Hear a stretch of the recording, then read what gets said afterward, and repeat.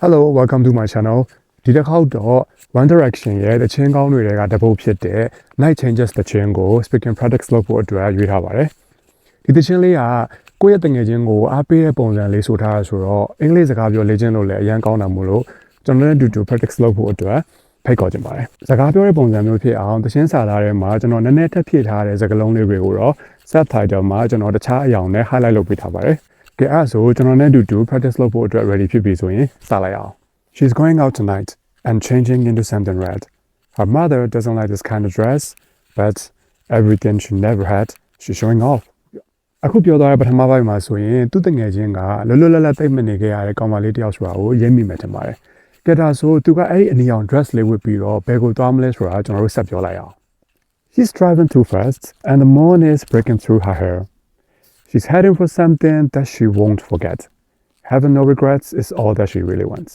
အခုပြောလိုက်တဲ့ဒုတိယ verse မှာလည်းသူဘယ်ကိုသွားနေရဆိုတာကိုတော့မသိရသေးပေမဲ့သူအမြဲအမှတ်ရနေမဲ့အရာတစ်ခုတော့လုပ်တော့မယ်။ဘာဖြစ်လို့လဲဆိုတော့အဲ့ဒါကိုမလုပ်လိုက်ရလို့သူနောင်တရနေရမှာမျိုးမလိုချင်လို့ပါတဲ့။ကဲဒါဆို chorus အပိုက်ကိုသွားပြီးတော့ကျွန်တော်တို့အဲ့ဒီကောင်မလေးကိုအပိစကားပြောလိုက်အောင်။ We only getting older, baby, and I've been thinking about it lately.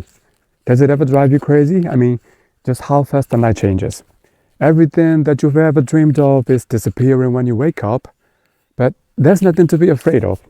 even when the night changes. It will never change me and you. ကဲဘလို့လဲအရင်ကောင်းတဲ့စာသားလေးတွေလို့မထင်မိဘူးလားအချိန်တွေကြာသွားလဲငါတို့အသက်တွေကြီးတဲ့အထိချစ်ချစ်ခင်ခင်နေသွားကြမယ်ဆိုတဲ့အဓိပ္ပာယ်လေးနော်ကဲဒါဆိုနောက်ဆုံးပိုင်းမှာတော့သူဘယ်ကိုသွားနေရဆိုတော့ကျွန်တော်တို့သိရတော့ပါပြီဆက်ပြောလိုက်အောင် She is chasing it tonight. Dots are running around her head. He's waiting and he hides behind a cigarette. The heart is beating loud and she never wanted to stop. Now the car is moving too fast and the moon is lighting up her skin. She's falling and she doesn't even know it yet. Having no regrets is all that she really wants. အခုပြောသွားတဲ့နောက်ဆုံးပိုင်းမှာတော့ဒီကောင်မလေးအရင်ထွက်လာတာကကောင်လေးတယောက်နဲ့ first date တွေ့ဖို့ဆိုတာကျွန်တော်တို့သိသွားပြီပေါ့ဒီသချင်းရဲ့တချို့စာသားတွေကနားထောင်နေသူရဲ့ခံစားချက်ပေါ်မူတည်ပြီးနည်းနည်းတော့အဓိပ္ပာယ်ခွဲနိုင်ပါတယ်ကျွန်တော်ကတော့ဒီသချင်းကနေလူငယ်တယောက်ရဲ့လွတ်လပ်ပေါ်ပါမှုနဲ့နောင်တကင်းကင်းရှင်သန်မှုကိုခံစားမိပါတယ်ဒီ vlog ကတော့ဒီလောက်ပါပဲအခုလိုမျိုးတခြားသချင်းကောင်းလေးတွေသိထားရှင်လဲ comment မှာရေးခဲ့ပေးပါအောင်ဗျ See you in my next vlog ကျမ်းမှာပျော်ရွှင်အဆင်ပြေပါစေ Bye bye